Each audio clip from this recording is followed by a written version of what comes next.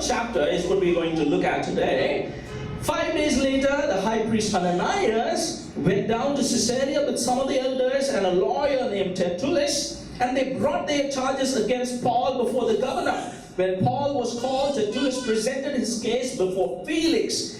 And he was saying this: we have enjoyed a long period of peace under you, and your foresight has brought about reforms in this nation, everywhere and in every way, most excellent Felix. We acknowledge this with profound gratitude, but in order not to weary you further, I would request you to be kind enough to hear us briefly. And then he goes about saying, we have brought Paul, or rather, this is the accusation that we have against Paul, do something about it. So you understand what is happening, right? Paul has been taken from Jerusalem to Caesarea by this Roman commander because everyone is afraid that Paul is going to be killed by the mob. And now he's taken to Caesarea. He is there in Herod's palace. And now these people, elders from Jerusalem, high priest from Jerusalem, they are going to Caesarea. They are wanting to meet Felix, the governor, the Roman governor there. And what are they saying? As they start, we understand that they are, what are they doing?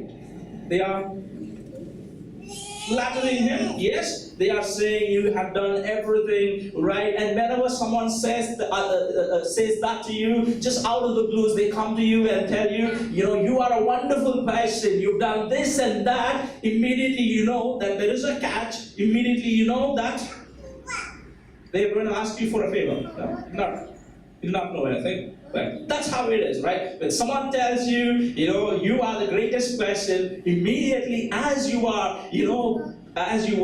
basking in that appreciation, you would have that question, what do you want? So here they have come here for a purpose. And they are saying, Paul is here, we want you to, we want you to put him in prison, we want you to kill him, we want you to, do something about this man.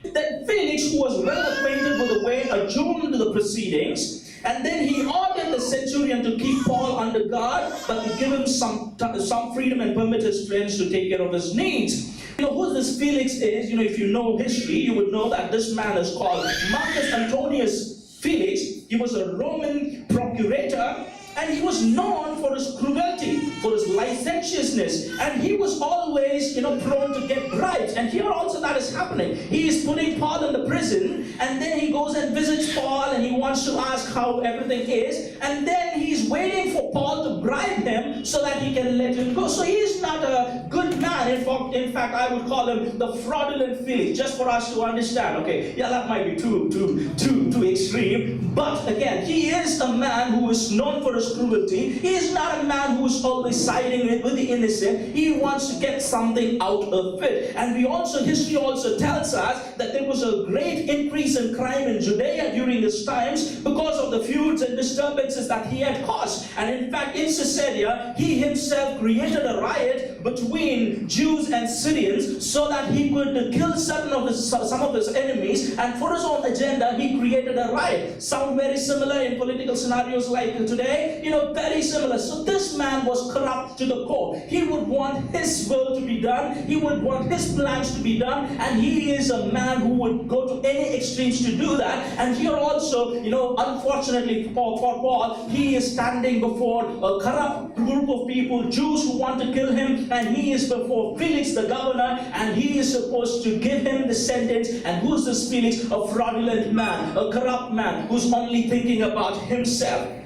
Chapter 24 and verse 24, several days later, Felix came with his wife Drusilla, who was Jewish. He sent for Paul and listened to him as he spoke about the faith in Christ Jesus. As Paul talked about righteousness, self-control, and judgment to come, just think about this. This man is a corrupt man. And when you get a message like this, what is the message that Paul is giving? He's talking about righteousness. He's talking about self-control. And obviously, these are going to work for Paul. Yeah, he is calling it as he sees it. He looks at Felix, and he is not calling him, a wicked person, but he is saying righteousness is what God is expecting. And he is going on saying self-control is what God is expecting. And what is righteousness, by the way? What is righteousness?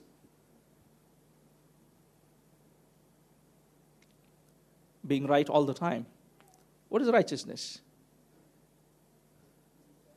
To be just, meaning being right in treating people rightly, treating God rightly, treating His creation rightly. That is what righteousness is all about, okay? Meaning that acknowledge God. No, I always talk about this, right? God, acknowledge God, and you have a relationship with God. You acknowledge that everything is God's creation, and therefore you do not harm. In fact, you do good, and that is what is righteousness. But Felix is not doing that. He is serving himself. And now Paul is saying, you have to be righteous. He's talking about the judgment to come, and Felix was afraid and said, that's enough for now. You may leave. When I find it convenient, I will send for you. So Paul, instead of working for his cause, seems like working against his cause. Because if at all there is a person, a megalomaniac, who thinks that he owning the world, he's got power over your life and death, and he's a corrupt man, what would you do? Just like the Jews go to him and say, you are the greatest person on earth, you are so lenient, you are so, so just, and then curry favor so that he will let you go. But Paul, no, he has to speak the truth. He goes to men and says, righteousness is very important, otherwise you will be judged.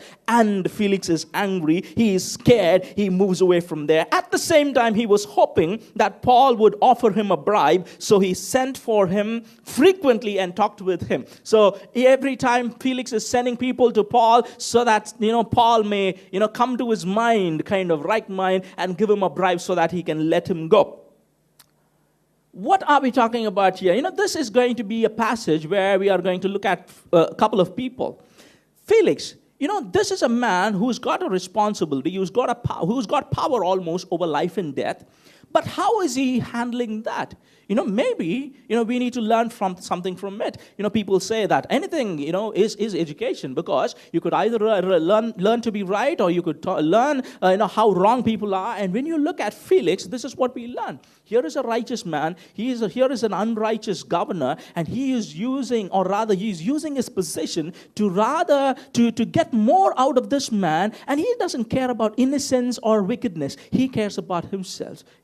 Are we people like that? Just think about that. That this is just going to be, not a character study, but this is going to be just an analysis or a glance at how these people were. And can we identify with any of them? If we are able to identify in any manner with Felix, then we need to change. That is what we need to understand here. So here is a fraudulent Felix. And then, in going on, what happens is, because Paul had not bribed him, Paul had not appeased him, when 2 years had passed, look at this, 2 years Paul is in prison. He's not given a trial. He's not been told he's been told what he's accused of, but he has not been convicted of that crime, whatever he is accused of. And he's left in prison for 2 years. Felix was succeeded by Porcius Festus, but because Felix wanted to grant a favor to the Jews, he left Paul in prison.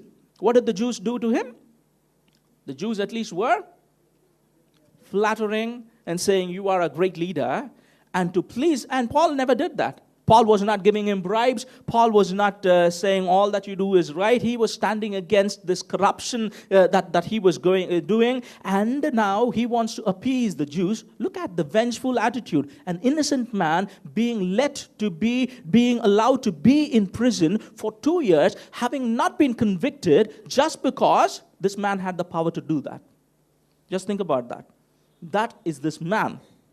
And now what happens is, next comes this guy whose name is Porcius Festus. And if you know history, you would know that this man inherited the problems of the other guy. Sometimes that is what happens, okay? You need to clean up the mess of your predecessor. But this man was not capable of cleaning the mess of the earlier one, Felix. So in fact, he wanted to always, pass over the responsibility, kind of, right? In chapter 25, 3 days after arriving in the province, Festus came up from Caesarea to Jerusalem. Again, he wants to please some of the Jews there, where the chief priests and the Jewish leaders appeared before him, and they presented the charges against Paul. Again, 2 years later, the second proconsul, and these people are still wanting to have Paul's head. Look at the vengeful attitude that the Jewish people, the chief priests and the Jewish leaders had, and we will talk about why. And they requested Festus as a favor to them to have Paul transferred to Jerusalem, for they were preparing an ambush to kill him along the way. Just look at how Are you able to see this? It looks like it reads like a crime thriller or something. Okay, these people, 2 years is gone. 2 years, Paul is rotting in prison. Basically, he has not been convicted of anything. He's not done anything wrong. The proconsul is not doing anything. These people have accused him falsely, and someone else is suffering. They don't care about that. 2 years has passed. The next proconsul has come, and what do? They go to him and say, "Let him come to Jerusalem, so that on the way we can kill him, because you guys, your law is taking too long, and we can't wait." Okay? And you just look at them and say, are they real people? They are real people. So what happens is, Festus answered, Paul is being held at Caesarea, and I myself am going there soon. And let some of your leaders come with me, and if the man has done anything wrong, they can press charges against him there. So what happens is, then these people go there to Caesarea, and Paul is giving his defense there. Again in verse number 8, I have done nothing wrong against the Jewish law or against the temple or against Caesar. Paul is very clear. He says, I've not done anything against their religion. I've not done anything against Caesar. So I'm not a criminal, either in terms of I'm not a social criminal. I'm not a political criminal. I'm not a religious criminal either. Why are you putting me in prison? Why are you against me? So he is saying that, logical, right? And Festus, look at this, verse number 9. I want you to look at that. Festus, wishing to do the Jews a favor, said to Paul, are you willing to go up to Jerusalem and stand trial before me there on these charges? This man knows that if he is being transferred to Jerusalem, he is going to be killed. He's going to be ambushed. And wanting to, be favorable to the Jews, he is telling Paul, because he can't command Paul, he's telling Paul, can you go there? I think that will be better if you do that. Kind of washing his hands of the whole mess that is there, because he is there in 2 years in prison. He has to either convict him or let him go. He doesn't want to do any of these things, because that would be his decision. He wants someone else to take care of the problem that is there. What kind of a leadership, what kind of a proconsul governor is he? I call that one the fraudulent Felix. I call this one the faltering Festus. Why? Because what faltering is? Not being able to make any decision. If you are a person who's got a responsibility, who's got power, who's in a position of power, you have to make certain decisions certain times. You can't just hand it over to someone else. And that too, it's not a minor thing. It is about life and death. A man's life, an innocent man's life, for him it doesn't matter. For him, he wants to just let it go off his hands. He wants to evade that responsibility. We don't have high regard for people like that, right? When you look at that, it's almost apathy. You know what apathy is? Pathos? Pathos means feeling, the emotion, attachment, right? And apathy, empathy, right? Empathy is feeling with someone.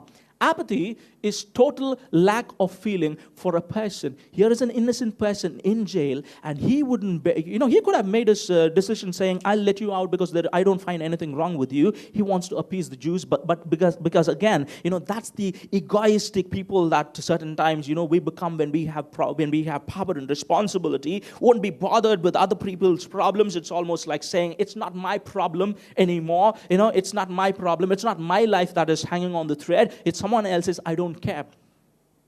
And they are all leaders, supposedly. Just think about that. So what are we? Are we people like that? Do we take responsibility? Do we look at people with empathy? Or do we say, it's not my problem anymore? Because today, let me tell you, the world is coming to that. We might not be governors and things like that. But even the small little things that we could, most of the times we are not able to, because we have become an apathetic, people, right? Being that we don't have feelings anymore. Certain times, in social media, you see videos that are very gory. And, recently I came across this. It was so very bad for me to even look at that. A woman, caught under the train, and a man, trying to videograph her reactions as she is being under the train. I was saying that's the heights of apathy. That's the heights of apathy. We as human beings have come to that.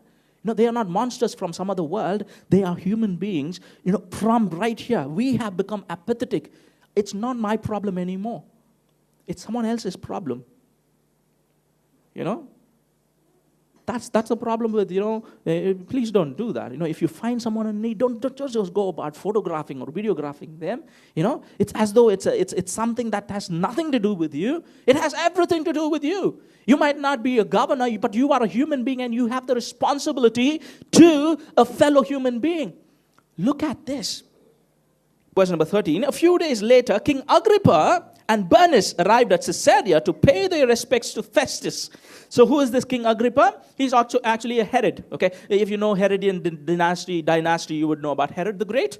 Who was Herod the Great?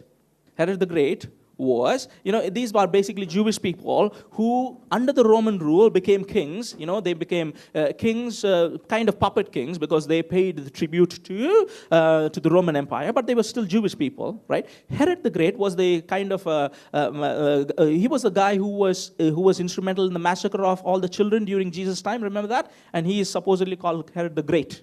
Okay, what great things he did, we do not know. And then we have his son. He's called Agrippa, right?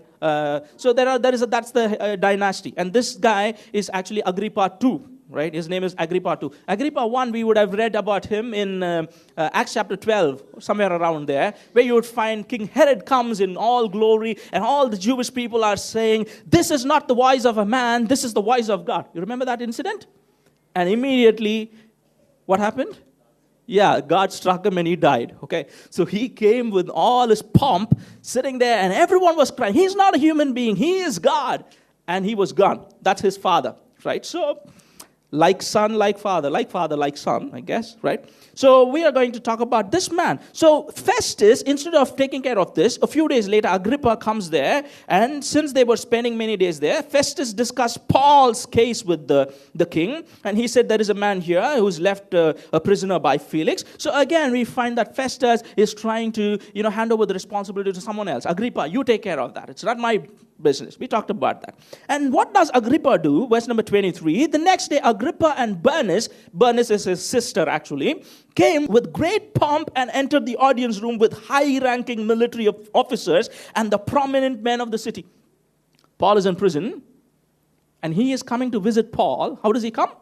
Just look at that. The next day, Agrippa and Bernice came with great pomp and entered the audience room with the high-ranking military officers and the prominent men of the city.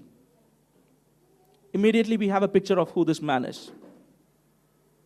You are begging, you don't have anything, and someone wanting to show off how much they have, they are landing a jet right in front of you and eating, Italian dishes right in front of you when you don't have anything to eat. What does it show about that person? A vain person who is all for superficiality. Look at that. You understand that? As I said, like father, like son, right? Agrippa the one died there because, he was in his pomp, wanting people to call him God. Right? Now the same thing is happening.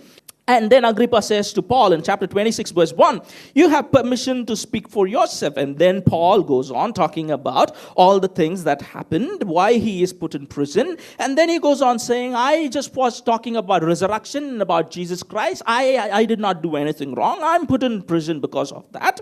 Verse number 19, so then Agrippa, he says, I was not disobedient to the vision from heaven, first to those in Damascus, then to those in Jerusalem, and in all Judea. This is what I have been preaching. So Paul is presenting his defense. Verse number 28. Then Agrippa said to Paul, do you think that in such a short time you can persuade me to be a Christian? After this long speech, which is very persuasive by Paul, this man says, what does he say?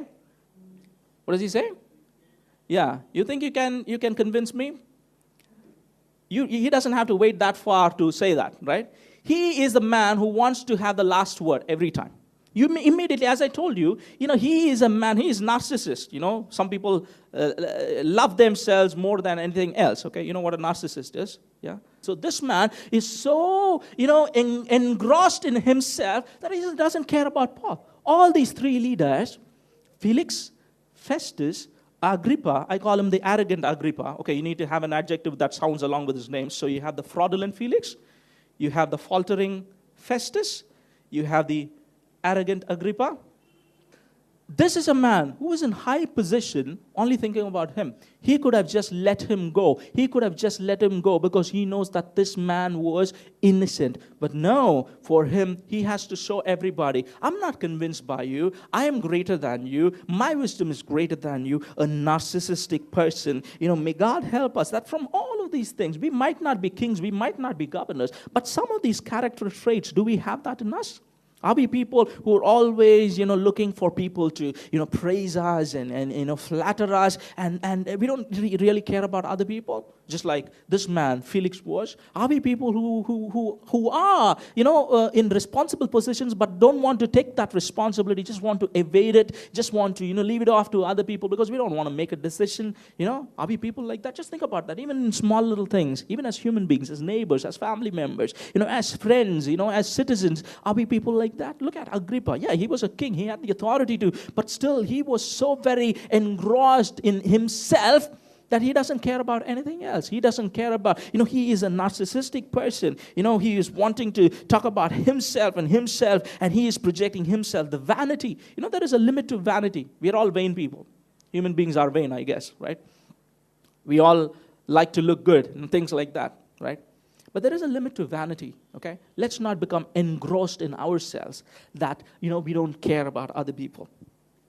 Amidst all of these, people that we meet, then what is happening is, Agrippa says, we can't do anything. Let's send him to Caesar because he is appealed to Caesar. Chapter 27. When it was decided that we would sail for Italy, Paul and some other prisoners were handed over to a centurion named Julius, who belonged to the imperial regiment. We boarded a ship, and then he goes on. We don't have to go into the details of that. Verse number 3, the next day we landed in Sidon, and Julius, in kindness to Paul, allowed him to go to his friends so that they might provide for his needs. So here we find, at last, a person who's kind of sympathetic, right? 3 people, Felix, Festus, Agrippa.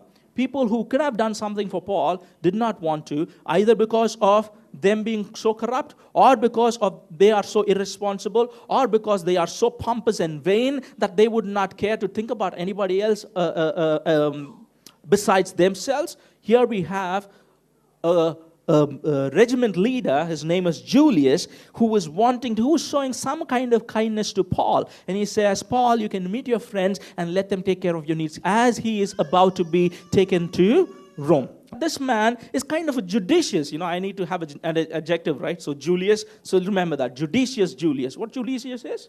You know what judicious is? Judicious is basically, everything in the right mixture, right ratio. Kind of right ratio, okay? So this is a man who's got kindness, but he has got a responsibility because he is a commander, he is a centurion, right? He has got certain responsibility to be taken care of. So what happens is they are taking a ship. Paul says to this man, as they are going through rough seas, Paul is saying, please don't take this way, please don't go ahead, because I see that this is going to be dangerous and disastrous for the ship, for the cargo, and for our own lives. But the centurion, instead of listening to what Paul said, he took the advice of the pilot and the owner of the ship. Was it logical? Was it illogical? People in the ship around 200 plus, okay? And Paul is saying, let's not go ahead because it's going to be dangerous. And he goes and consults with whom? The captain, which was actually called the pilot, right? The captain and the owner of the ship. Logical, illogical? Right, wrong? For him, it's the logical thing to do because he has to save 200 plus people. Would you listen to someone, a lay person, about your job, or would you listen to someone who knows their job, right? The pilot and the owner of the ship. So here also, it might sound like, you didn't listen to Paul, but let me tell you, he whether it was the right decision or the wrong decision, he made a decision based on what he knows, informed decision. And what I'm trying to tell you is, here is a man who is responsible, who's taking responsibility. He's not just handing over to people. He's not being pompous. He is a man who's shown kindness to Paul. Here is a man who's concerned about all the people there, and therefore getting the counsel of these 2 people, right? Again, you would find, and unfortunately, it does not work out, and the ship gets washed in, right? Water comes into the ship, and they're all, it's almost drowning. And what happens is some of the sailors are jumping into the water, trying to take the life raft so that they can save themselves. And now what Paul does is he goes to, Julius, and he says in verse number 30 to 32, in an attempt to escape from the ship, the sailors let the lifeboat down into the sea, pretending they were going to lower some anchors from the bow. Look at that. Okay, the sailors are wanting to escape. Then Paul said to the centurion, unless these men save with the ship, you cannot be saved. So the soldiers cut the ropes that held the lifeboat and let it drift away. So now this man is listening to it. Okay, I have had an experience. Okay, Paul, what you said was right earlier. I did not listen to it, but now I'm going to listen to you. So here we find a person who is always caring for the people. And later on also, when they have run aground, the ship is run aground, the soldiers want to kill all the prisoners. See, that is in verse number 42. The soldiers plan to kill the prisoners to prevent any of them from swimming away and escaping. But the centurion wanted to spare Paul's life and kept them from carrying out their plan, and he orders everyone move to the island. 3 people, the fraudulent Felix, the faltering Festus, the arrogant Agrippa, and you have a judicious, Julius. This is a man, we do not know much about him. Very less information is given. But what I'm saying is you don't have to be high and mighty. You could be a low person. As I told you, a lot is said about Agrippa and all of these people. We have historical, if you go to Wikipedia, you might get a lot of information about Festus, about Felix, about Agrippa. But you will not find anything much about Julius because he was not a king. He was not a governor. He was just a lowly centurion. But this man had much more responsibility than all the other people did. This man was much more concerned about people than the other people did. Who are we? Today we want to be high and mighty all the time. But let me tell you, if you are high and mighty, you have a lot of responsibility. You need to take care of that. Even with the little responsibility, even as human beings, even as neighbors, we are not able to be responsible. How are we going to be that? And this is a man who helps us to understand this is how we need to be. And then, it would be incomplete if we don't talk about Paul from all of these things. Paul is the one who is connecting all of these things because he is the common person in all the narratives. The persevering Paul, I call him. He's been there in prison for 2 years. What did he do wrong? What did he do wrong? He was saying, why are the Jews against me? Because I told them to repent. Because I told them, you can't go about killing your fellow human beings. I teach people, therefore, I am being targeted, I am being put into prison. If you and I were in that place, what would we be? Where is justice here? Think about this. This man didn't do anything wrong. People want his blood. He didn't do anything wrong. He's been, beaten. He's been flogged. People are crying, get rid of him. They throw him in prison and forget about him for 2 years, right? Then, as the next one comes, they want to ambush him and kill him 2 years later. Now he is there with being sent to Rome, and he's in a shipwreck now. What did this man do to warrant all of those things? Was he a good man? Was he a godly man? Did he see the light at the end of the tunnel? Did he come out of all of those things like a phoenix, rise out of the ashes? Where is justice? Have you ever come across that question? What is justice? Where is justice here? After Paul reaches Rome, it's not an easy life for him. Yeah, he spent some time there evangelizing, but ultimately he is killed there. Where is justice? We think that the world is a just place, fair. God is always there for us, siding with us. Anyone comes against us, He is going to slap them, give them one on their cheek, and they're all going to run away because God is with you. This is what we like. But let me prepare you for reality. Let me prepare you for the actual world, that justice is something very different. And for these people who are doing all of these things, is God going to kill them? Just think about this. You are a father, you are a mother, you have 2 kids. One is a very obedient kid. The other one is a very naughty one. In fact, a wicked one. Always inflicting pain on the one, the good kid. Always talking back against you. Always being arrogant.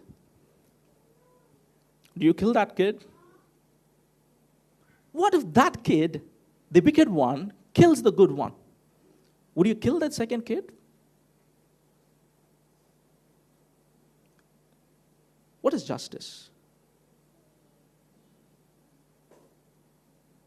Think about that.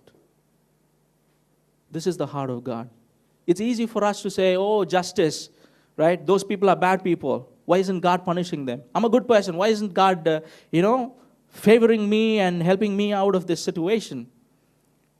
Justice is not as, what we think it is, because it's a relationship when it comes to God.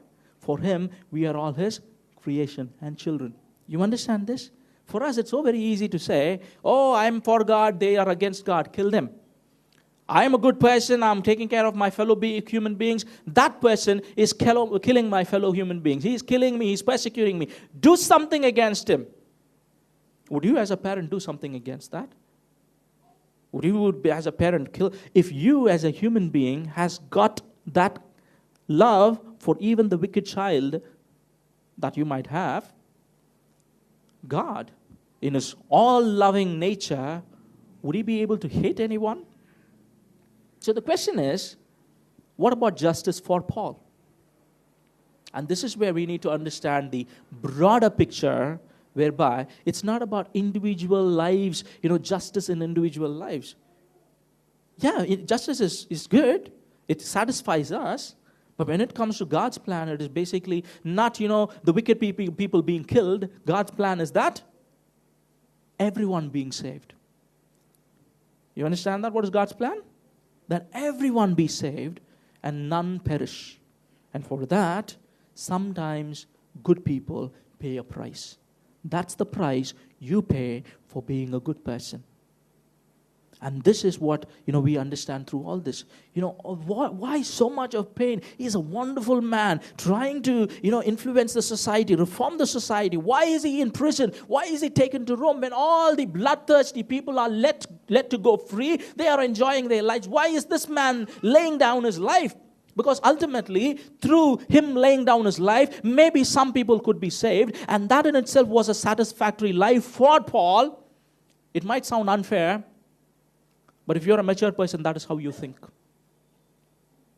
You get it? So justice is not as, as they cut and dried. It's not just black and white anymore, right? Yeah, we have a law where justice has to be upheld. But when it comes to, God's way of looking at things, we need to understand it's not that anymore. Sometimes it is very, sometimes it irks you. Right? It irks us. It irritates us that we are good people. When these people are so violent and vandalize, your homes, churches, they do all kinds of things. Where is God? Why isn't He, showing this justice? Let me tell you, Paul understood the heart of God, and therefore he was never ever, grumbling against God, saying, why are they against me? He knew why he was following. He knew the heart of God. He had the heart of God. Maybe he understood this is all for a greater cause. If I lay down my life, maybe, look at that, to Felix, to Festus, to Agrippa, to Julius, later on. And even as he is along with all the other people in the boat, he is praying with them and he is telling them about, as he breaks the bread, gives thanks to God, and people are looking at him and understanding about God. Any situation, he wants other people to be saved, even the ones who are out there for his blood. May God help us. 5 people we've looked at, right? You finish it off with giving the titles. The fraudulent Felix, the faltering Festus, the arrogant Agrippa, the judicious Julius, and the persevering Paul. No matter what I go through, I still remain the same. No, my character is not going to be changed by anything else, because I understand God's heart that everyone needs to be saved. If I have to lay down my life for that, it is unfair to me, but He doesn't consider it unfair. I do it for a greater cause, because God's kingdom is going to be established. Could we have an attitude like that? Let's bow down our heads and look to the Lord in prayer.